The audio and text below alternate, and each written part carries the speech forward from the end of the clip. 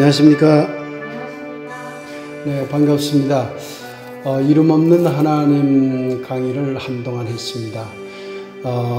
오늘부터는 시골 목사 서양 철학을 걷다라는 주제를 가지고 강의를 앞으로 해나가도록 하겠습니다. 제목을 왜 이렇게 붙였냐면 제가 교수로 있을 때 서양 철학을 걷다라는 강의 교재를 통해서 학생들에게 한 몇 년간 강의를 한 바가 있습니다. 그 강의 교재를 토대로 해서 기독교와의 관련성을 연결시켜서 강의하면 기독교를 믿는 우리 교우들이나 또 함께하는 이웃들이 서양의 철학과 서양의 신학, 기독교 신학이 어떻게 만나고 있는지 재미있게 공부할 수 있지 않을까 해서 이 강의를 선택해 보았습니다. 저 자신이 서양 철학을 전공하지는 않았습니다. 음악학을 이제 전공했고, 그 다음에 한국 문화 예술을 전공했고, 그 다음에 신학을 전공을 했죠. 이 세 가지 전공을 공부하는 중에 제가 철학에 깊이 좀 빠져들었고, 특히 문화 철학이라든가 예술 철학, 그리고 신학을 공부하면서 종교 철학에 깊이 빠져들었습니다. 그래서 그 철학과 종교의 관계, 또 서양의 경우는 서양 철학과 서양 기독교의 관계가 이게 불가분리의 관계로서 얽혀 있거든요. 그러니까 신학만 제대로 해서 올바른 신학을 할 수가 없고, 그렇다고 철학만 제대로 해서 신학과 분리해서 철학만 한다는 것도 어렵습니다. 이게 밀접하게 연결이 되어 있기 때문에 이 두 가지가 어떻게 연결이 되면서 발전해 왔는지를 우리가 알아본다면 기독교 신앙을 좀 더 올바르게 이해할 수 있지 않을까 하는 생각이 듭니다. 오늘은 서양 철학의 그 여러 사상가들의 이야기 속으로 바로 들어가기 이전에 서론적인 이야기를 좀 하고 넘어가겠습니다. 왜 저 자신이 서양 철학을 깊이 나름대로 공부하고 있는가 하는 그 점에 대해서도 함께 좀 이야기 나누고 싶고요. 철학이 무엇인지, 동양 철학과 서양 철학은 어떤 점에서 차이가 있는지 하는 이 주제를 가지고 함께 이야기를 나눠보려고 합니다. 여러분, 지금 우리는 21세기 대한민국을 살아가고 있습니다. 너무나 당연한 말이죠. 이것을 지금 이곳을 살고 있다고 할 수 있죠. 그러나 지금 이곳이라는 이 말에는 매우 중요한 어떤 의미가 그 속에 포함되어 있습니다. 21세기라는 이 지금 이 시기는 하루가 멀다 하고 변하는 시기입니다. 그러니 과거 조선조 때의 그때와 지금은 매우 다릅니다. 물리적인 시간의 길이는 동일한 시간이라고 하더라도 그 속에 들어있는 변화의 양상은 너무나 다른 시간을 우리가 살고 있는 것이죠. 엄청난 시대에 우리가 살고 있는 겁니다. 이곳이라고 하는 장소, 공간적 개념도 마찬가지입니다. 과거 조선시대의 우리나라 땅과 지금의 우리나라 땅이 사실은 이 한반도라고 하는 지정학적인 공간은 동일한 공간이지만, 그러나 그 공간에 대한 공간 인식은 매우 다른 것이죠. 특히 21세기 대한민국, 우리 한국 사람들은 아날로그적인 공간 인식뿐만 아니라 이제 디지털적인 공간 인식이 매우 강한 그런 나라에 살고 있는 겁니다, 우리가. 특히 한국이 디지털 문화가 너무나 발달되기 때문에 인터넷 공간이 우리 안에 활짝 열려 있는 것이죠. 그러니 지금 이곳 21세기 대한민국을 살고 있다라고 하는 것은 엄청난 변화와 엄청나게 생동하는 움직임 속에 우리가 들어가서 그 속에서 살고 있다는 뜻입니다. 그러니 우리는 온몸으로 변화를 겪고 있는 것이죠. 꼰대라는 말이 있습니다. 꼰대가 무엇일까요? 흔히 젊은이들이 나이 든 사람이 어떤 말을 하면 꼰대다 이렇게 얘기를 하잖아요. 꼰대라고 하는 것은 어떨 때 쓰는 말이냐면 기존의 가치체계, 기존의 어떤 자기가 경험했던 경험 방식, 그걸 가지고 끊임없이 새롭게 변화하는 사람들에게 가서 기존의 것을 이야기하면서 기존의 가치 체계를 지키라고 이야기할 때 젊은이들은 그런 나이 많은 사람들을 일컬어서 꼰대라고 하는 것이죠.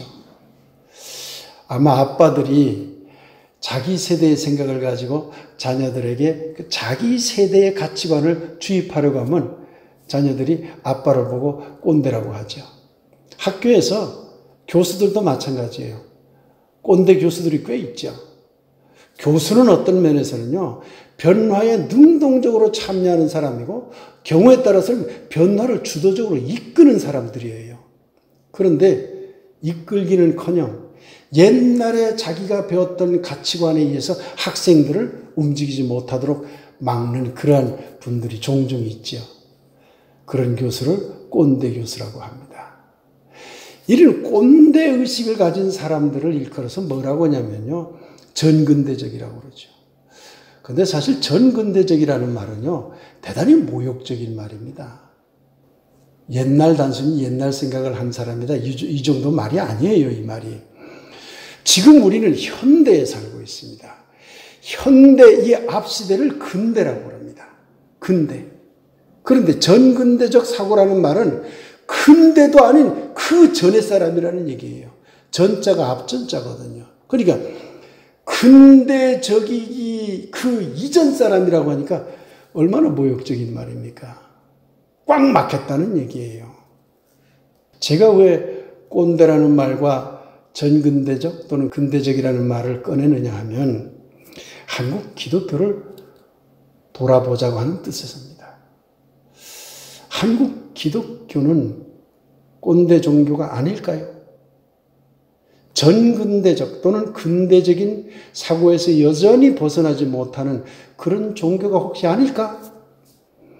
제가 생각해 보면 아무리 좋게 보아줘도 한국 기독교는 이미 꼰대 종교가 되어버린 것 같습니다.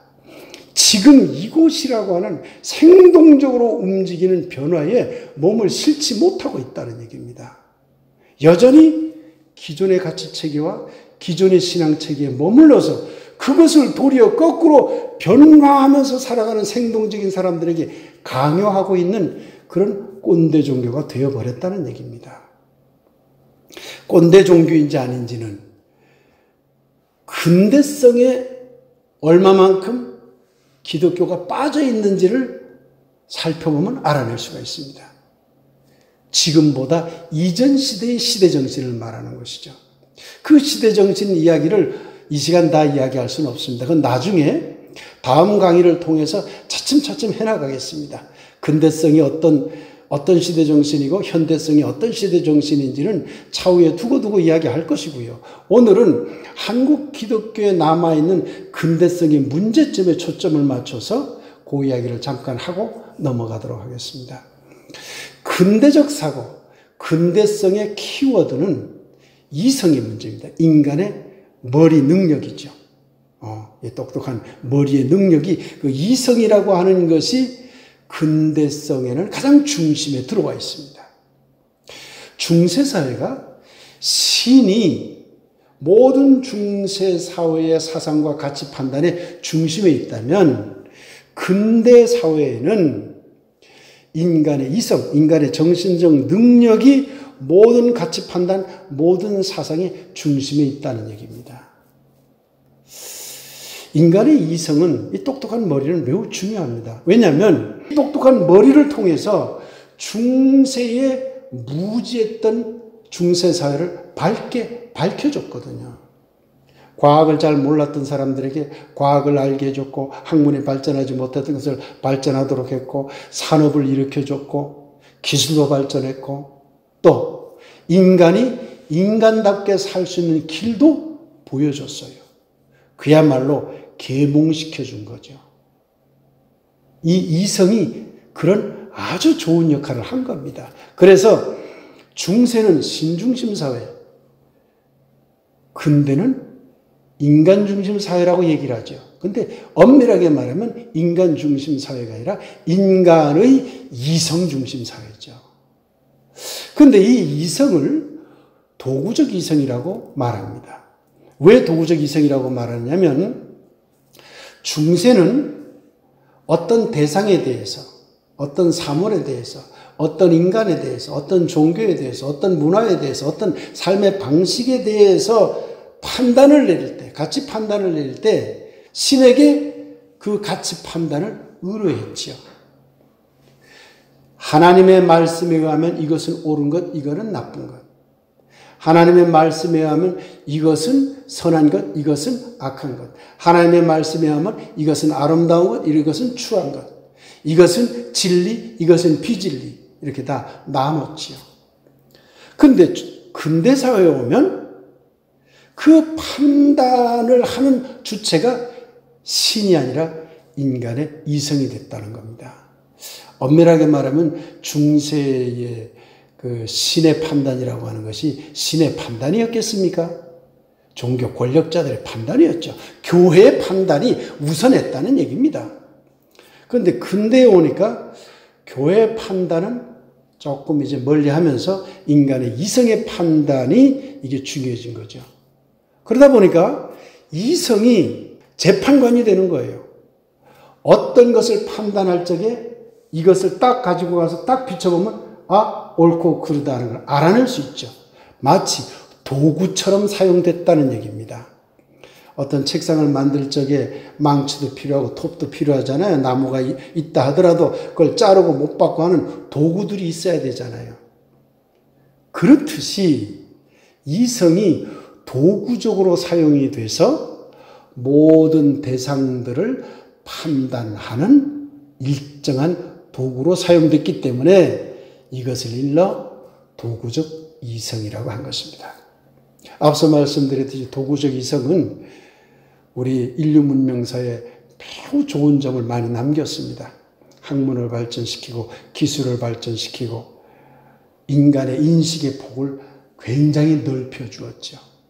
그런데 이 도구적 이성은 좋은 점만 남긴 게 아니라 매우 나쁜 점도 남겼습니다. 이 나쁜 점이 어떤 면에서는 치명적인 그러한 인류 역사상의 큰 재앙을 일으키는 결과를 가져와 버리죠. 그 이야기를 좀 같이 생각해 봅시다. 도구적 이성은 철저하게 이원론 체계를 만들어 버립니다. 이원론 체계가 무엇이냐? 두 개의 서로 대립되는 무엇을 상정해서 이 대립되는 가치들이 서로 갈등하는 구조로 이 세상을 들여다보는 체계를 말합니다. 남자와 여자의 대립, 하늘과 땅의 대립, 밝음과 어둠의 대립, 선과 악의 대립, 천당과 지옥의 대립, 창조주와 피조물의 대립, 다 이 이원적인 대립자의 구조로 가는 거예요. 나와 너의 대립, 기독교와 비기독교의 대립, 백인종과 유색인종의 대립, 서양 문화와 다른 민족의 문화의 대립, 전부 두 개의 대립 체제로 나누게 됩니다. 이런 이원론 체제는 중세부터 있었어요. 중세는 교회가 중심이 돼서 신학적 체계 속에서의 이원론이었어요. 하나님과 피조물, 교회 안과 교회 밖, 기독교 믿는 자, 기독교 안 믿는 자, 이런 식의 이원론이었죠.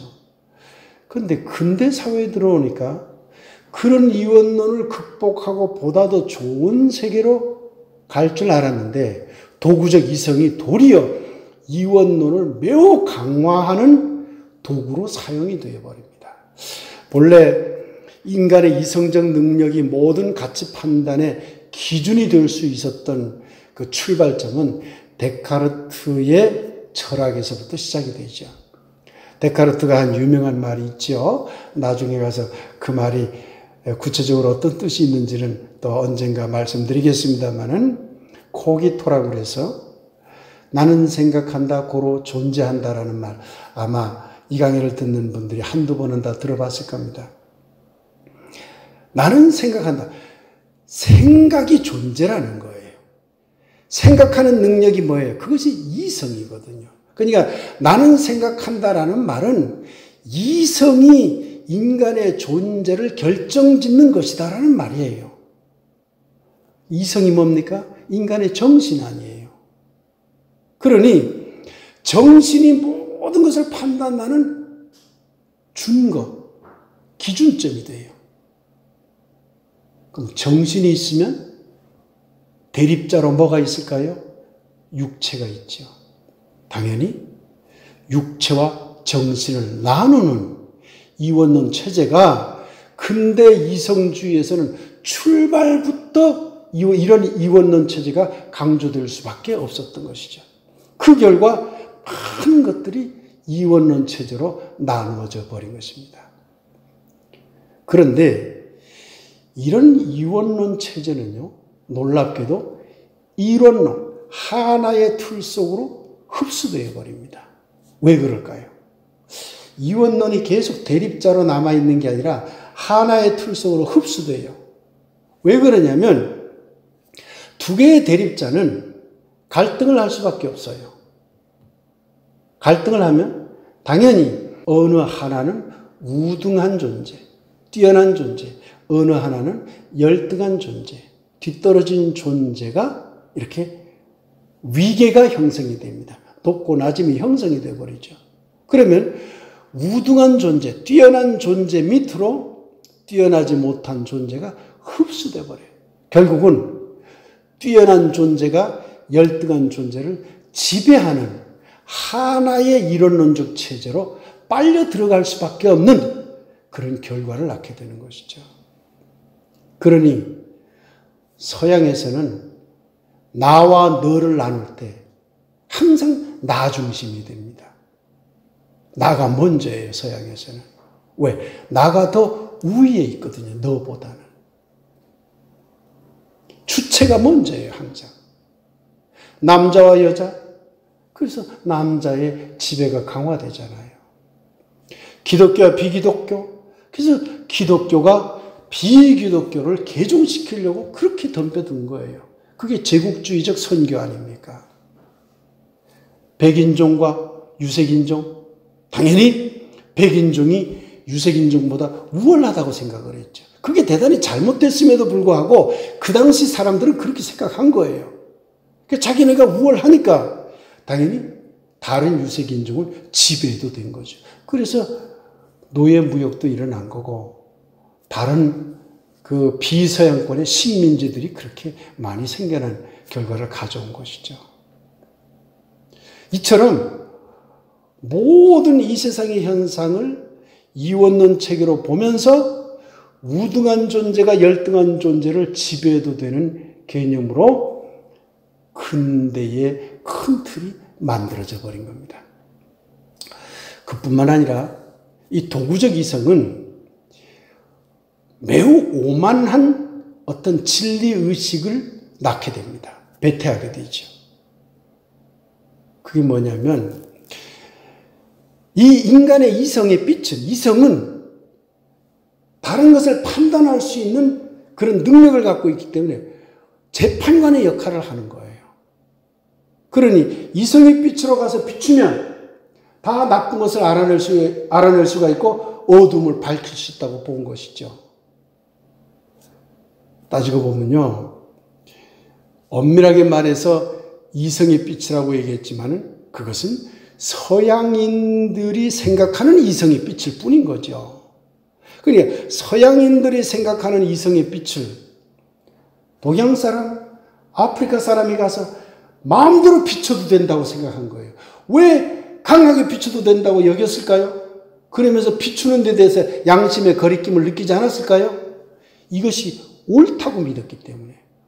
저것은 지금 어둠의 세력이라고 보고 자기네는 밝음의 세력이라고 보았기 때문에 밝음의 세력이 가서 어둠의 세력을 비춰주는 것은 정당하다고 보았던 거예요.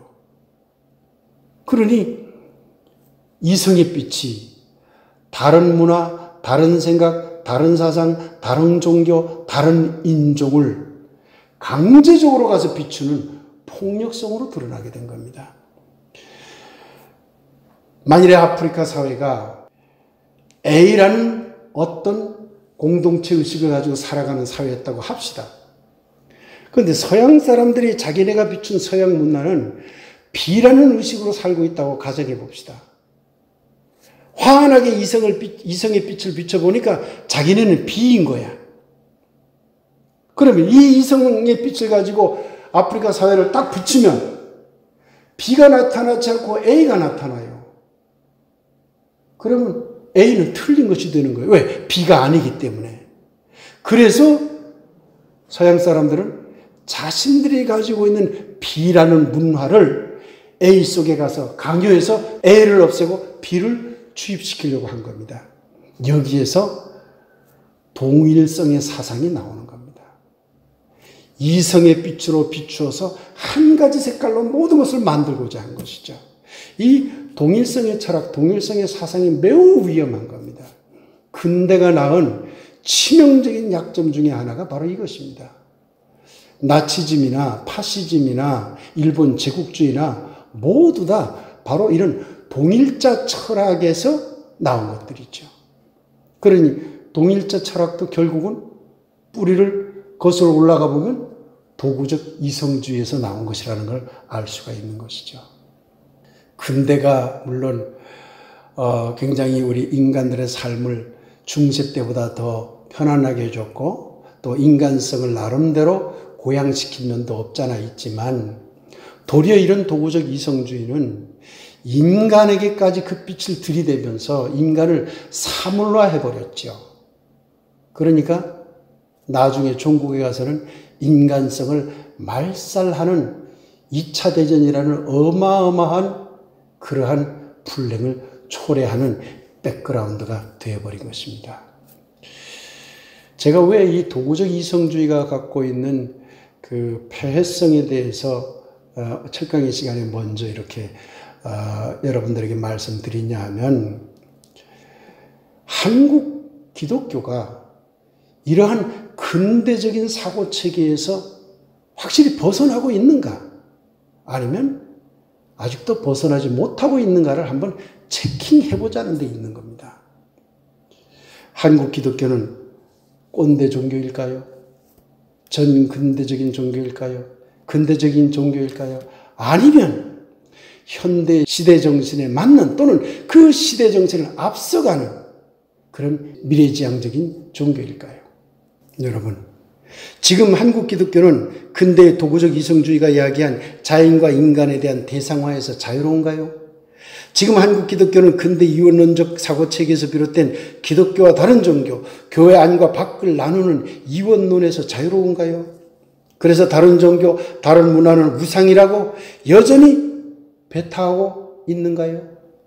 더군다나 한국 교회임에도 불구하고 한국인들이 만든 교회임에도 불구하고 기독교 문화가 아니라는 한 가지 이유로 한국 문화를 배타하는 것을 당연하다고 여기고 있는가요? 지금 한국 기독교는 주체와 객체의 분리, 남녀의 분리, 성직자와 평신도의 분리, 정신, 영혼과 육체의 분리, 이런 이원론적인 분리에서 자유로운가요? 지금 한국 기독교는 기존의 이원론적인 교리와 신앙체계, 창조주와 피조물의 분리, 기독교 신과 다른 종교 신의 분리, 예수의 신격화와 인간과의 분리, 신의 외저성과 내저성의 분리, 성서와 다른 경전의 분리, 천당과 지옥의 분리, 예수 믿는 자와 그렇지 않는 자의 구원의 분리, 현재의 삶과 죽음 이후의 내세의 분리, 종교와 과학의 분리 등 이 수많은 이원론적인 분리체계를 반성적으로 하면서 수정하거나 혹은 잘못된 것들은 파괴하고 있나요? 지금 한국 기독교는 이런 이원론적인 신앙체계를 토대로 어느 한쪽 대립자에게 우월적 지위를 주는 이론론적인 그런 시스템에서 벗어나 있는가요? 남성과 여성에서 남성, 창조주와 피조물에서 창조주, 현재와 내세에서 내세, 성직자와 평신도에서 성직자 쪽에 우월의식을 갖도록 하는 시스템을 아직도 가지고 있는가요? 지금 한국 기독교는 이론론적인 체계 속에서 제국주의적 선교를 벗어났는가요? 지금 한국 기독교는 다른 종교와 다른 문화를 타파해야 될 대상으로 보는 기독교 우월의식을 버렸는가요?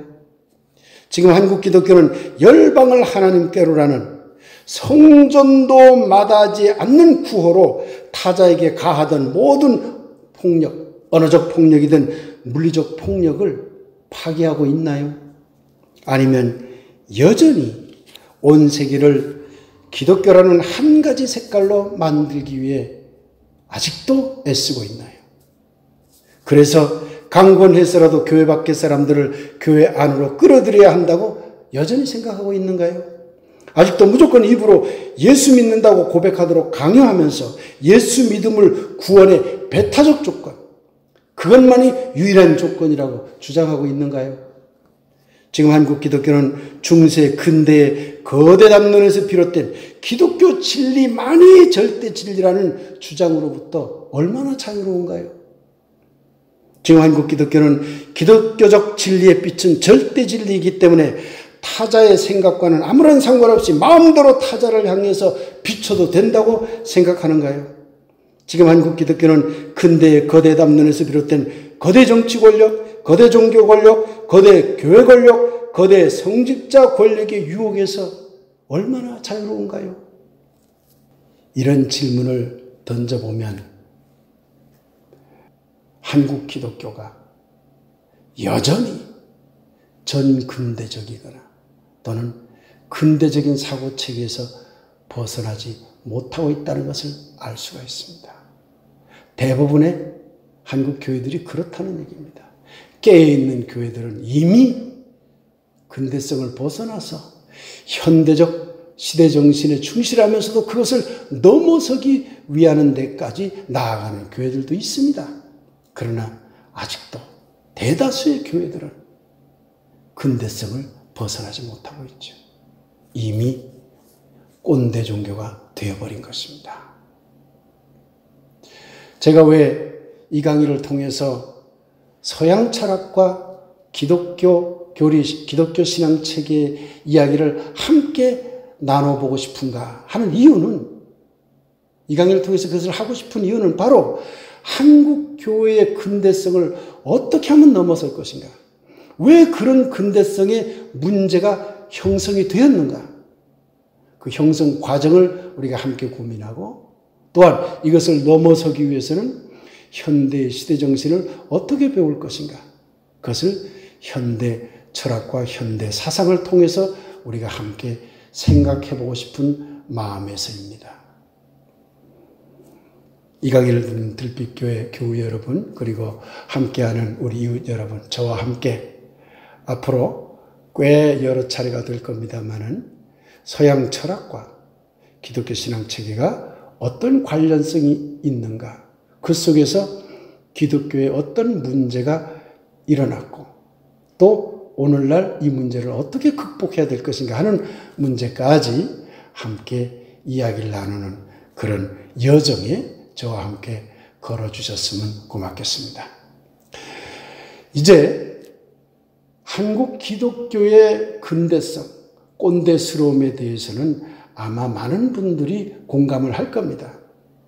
그렇다면 이 문제를 어떻게 넘어설 것인가 하는 문제에 들어가기 전에 서양 철학이 가지고 있는 어떤 철학적인 의미들, 그리고 동양 철학과 서양 철학은 어떤 차이가 있는가 하는 이 점에 대해서 좀 언급을 하고 나서 오늘 강의는 마무리하도록 하겠습니다.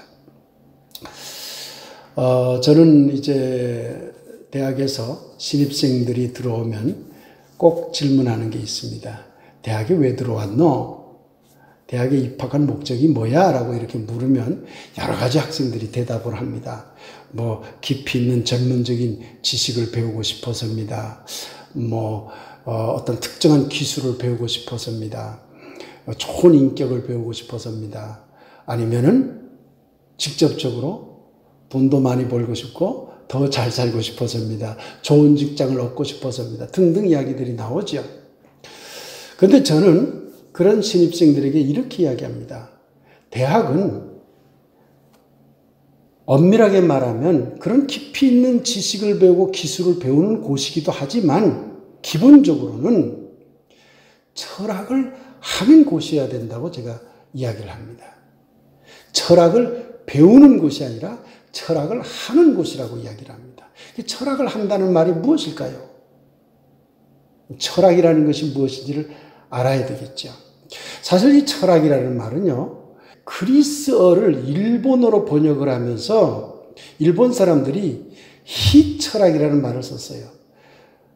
그리스에서 흔히 철학이라고 번역되는 말을 필로소피아라고 합니다. 필로소피아라는 말은 필로스, 사랑하다는 말이에요. 소피아는 지혜라는 말이에요. 그러니까 지혜를 사랑하는 것, 이것이 필로소피입니다. 근데 일본 사람들이 이 말을 번역을 할 때 히랍의 현명한 학문, 그걸 한자말로 줄이면 희철학이 되죠. 철자가 현명하다는 말이거든요. 그러니까 히랍, 그 일본에서는 그리스를 한자말로 히랍이라고 그랬기 때문에 그리스죠. 그러니까 히랍, 그리스의 현명한 학문이라고 번역을 했어요. 그러다가 희철학 하다가 희자가 떨어져 나가서 철학이라고 번역이 되어버렸고, 그 철학이라는 말이 우리나라에 들어와서 지금 철학이라고 쓰고 있는 거죠. 엄밀하게 말하면 이 철학이라는 말은 필로소피의 정확한 번역이 아닙니다. 필로소피의 본래 말은 지혜를 사랑하는 것. 지혜를 사랑하는 것은 모두 철학이에요. 제가 철학이라는 말을 쓸 수밖에 없는 이 답답함이 있습니다. 이미 언어가 그렇게 되어버렸기 때문에. 그러니 철학이란, 필로소피란 지혜를 사랑하는 것입니다. 지혜가 무엇입니까? 저는 지혜를 이렇게 봅니다. 모든 인간의 삶 자체가 지혜입니다. 지혜가 아닌 게 무엇일까요? 많이 배운 사람만 지혜 있나요? 그렇지 않습니다. 많이 배우지 못한 사람의 삶 속에도 지혜는 잔뜩 들어 있습니다. 많이 배운 사람 속에도 어떨 때는 지혜가 없을 수도 있어요. 그렇기 때문에 지혜란 넓게 이야기하자면 모든 인간의 삶 자체가 지혜입니다. 저는 그렇게 생각을 합니다. 그렇다면 지혜를 사랑하는 것이란 뭘까요? 모든 인간의 삶을 사랑하는 것이에요. 그러니 이것을 학문적인 이야기로 조금 정리하자면 모든 인간의 삶을 사랑해서 그 삶에 대한 이야기를 나누는 것이 철학인 겁니다. 그 삶의 이야기에 대해서 묻고 답하고 토론하는 모든 과정이 철학학이죠. 또 그렇게 사랑하며 살기가 철학학인 것입니다. 칸트가 유명한 말을 했죠. 칸트는 철학을 배우려고 하지 말고 철학함을 배워라, 이렇게 얘기를 했어요. 이것은 무엇이냐면 단순하게 어떤 철학의 용어나 지식 체계를 공부하는 데 머무르는 것은 진정한 의미에서 철학이 아니라는 거죠. 철학을 해야 된다고 하는 거예요. 그럼 철학이 무엇이라고 그랬습니까? 지혜를 사랑하는 거잖아요. 그러니까 지혜를 사랑하는 것을 실천하는 것이 진정한 의미에서 필로소피아인 것이죠. 그래서 저는 철학을 우리들의 삶, 모든 인간의 삶, 나의 삶, 여러분의 삶, 한국인의 삶, 미국인의 삶, 서양인의 삶, 동양인의 삶, 이 모든 우리 인간의 삶에 대한 그 삶의 이야기를 사랑하고 또한 거기에서 나온 지혜를 실천하는 것을 철학이라고 저는 보고 있습니다. 철학에서는요, 주체라는 것이 매우 중요해집니다. 왜냐하면 지혜를 찾고 지혜를 실천하려면 나라는 주체가 있어야 돼요. 그걸 파악해야 되잖아요. 그런데 이 주체를 어떻게 생각하느냐 하는 관점에서 서양과 동양이 매우 다릅니다. 그 이야기를 조금 해드리도록 하겠습니다. 오래된 그런 예화입니다만은 이런 이야기가 있습니다. 저 옛날에 서양과 동양에 동시에 괴이한 일이 벌어졌어요. 서양에도 어느 고을에 수탉이 그만 알을 낳았어요. 동양에도 어느 고을에 수탉이 알을 낳았어요. 정말 괴이한 일이고 민심이 흉흉해졌죠. 그러자 서양의 임금님은 그 수탉을 잡아오너라. 그래서 재판을 해요. 네 죄를 네가 알렸다.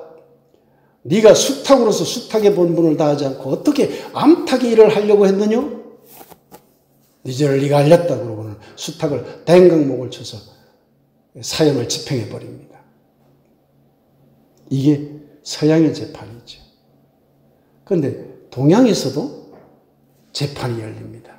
수탉을 잡아오너라. 동양의 임금님이 수탉에게 야단을 칩니다. 네 죄를 네가 알렸다. 네 본분을 다하지 못하고 어찌 수탉이 알을 낳았느냐? 수탉이 꼬고댁 하면서 변명을 하였지만 이때 동양의 임금님은 그 고을에 현감을 잡아오너라. 현감을 잡아오도록 해요. 그래서 현감에게 네 죄를 네가 알렸다? 현감이 무슨 죄예요? 수탉이 알을 낳는데 수탉 알 낳은 거하고 그 고을에 현감하고 무슨 관계가 있나요? 근데 동양에서는 현감을 재판을 해버리죠. 왜 그랬을까요? 그래서 현감에게 이제 곤장을 치도록 명령을 내리죠. 이것은 뭐냐면요. 서양에서는 수탉이 잘못한 것은 수탉 한 수탉만의 잘못이라는 거예요. 다른 사람과 관계가 없는 거예요. 그가 잘못한 거예요. 너가 잘못하면 너의 잘못이라는 거예요. 나하고는 상관없는 거예요. 그렇기 때문에 서양에서는 주체인 나와 객체인 너가 분리되어 있다고 봅니다. 나는 나, 너는 너죠. 그러니 당연히 서양 문화 속에서는 개인주의가 발달할 수밖에 없어요. 그런데 동양에서는 나와 너가 분리된 것으로 보질 않아요. 마침내 임금님도 자기의 죄를 고백하고 내가 덕이 부족해서 내가 잘못해서 수탉이 알을 낳구나 하고 자기 자책을 합니다. 다시 말하면 동양에서는 수탉의 잘못이 수탉의 잘못으로만 있는 게 아니라 객체의 잘못이 객체의 잘못으로만 있는 게 아니라 주체의 잘못이기도 하다는 뜻이에요. 그러니 동양적인 사고에서는 주체와 객체를 나누질 않는 것이죠. 이걸 어려운 말로 주객의 가역적 관계라고 합니다. 늘 서로 바뀔 수 있는 가역적 관계라고 그러는데, 그러니까 서양에서는 분리된 관계로 보지만 동양에서는 연결된 관계로 본 것이죠. 제가 왜 이 주체와 객체 이야기를 말씀드리냐면, 서양 철학은 고대 그리스 철학에서부터 철저하게 주체와 객체를 나눠요. 중세 기독교에서도 주체와 객체를 나누어요. 이원론적이죠. 딱 분리해요. 근대 사회에 들어와서도 근대 사회가 서양에서는 언제로 보느냐면 넓게 보면 근세까지 포함해서 15세기 말부터 중후반부터 시작을 해서 20세기 전반까지 이때를 근대라고 합니다. 그 앞부분을 일정 부분을 근세라고 합니다만은 넓게 보면 중세 다음에 시작되는 시기를 근세 또는 이어져서 근대라고 하죠. 그게 언제까지 이어지느냐면 2차 세계대전 끝날 때까지를 근대라고 합니다. 그런데 중세 때도 이원론이었잖아요. 근대에 와서도 나와 너가 분리가 돼요. 그런데 2차 세전 이후의 서양의 사상들과 서양의 철학은 이 점에 대해서 퀘스천을 달아요. 이제까지 우리가 나와 너, 주체와 객체를 분리되어 있는 것으로 보고 인간을 연구하고 문화를 연구하고 사회를 연구했는데 이것 자체가 근본적으로 틀린 게 아닐까? 퀘스천을 달아요. 그리고는 현대사회에 오니까 서양의 철학자들도 주체와 객체는 분리할 수 없다. 이렇게 돌아섭니다. 놀라운 변화잖아요. 동양은 지금으로부터 거의 2500년 전부터 주체와 객체를 분리하지 않는 관계를 이해했어요. 그런 인식 속에서 2500년 지금까지 이어온 거예요. 그러니까 어떤 면에서는 과거의 인식 체계가 오늘날까지 이게 물론 변화는 됐지만 업그레이드는 됐지만 대반전이 일어나지 않은 상태에서 주객이 분리될 수 없다는 쪽으로 계속 온 거죠. 근데 서양은 주체와 객체가 분리된 것으로 이해되다가 오늘날 와서야 휙 뒤집어진 거죠. 주체와 객체는 분리할 수 없다. 동양과 서양이 긴밀하게 만나는 시대가 된 겁니다. 그러니 앞으로 21세기 시대 정신을 공부함에 있어서 제가 서양 철학을 물론 말하겠지만 항상 동양 철학과도 깊이 만나는 부분이구나 하는 걸 전제로 해서 강의를 들으시면 될 것 같습니다. 오늘 강의는 이 정도로 마쳐야 될 것 같은데요. 오늘 강의를 좀 정리하면 서양 철학을 우리가 공부해야 되는 이유는 기독교 그리스도인으로서 기독교의 그 꼰대스러움, 전근대성을 넘어서기 위해서는 서양 철학의 현대적인 시대 정신을 깊이 알 필요가 있다 하는 이야기를 제가 말씀드렸고요.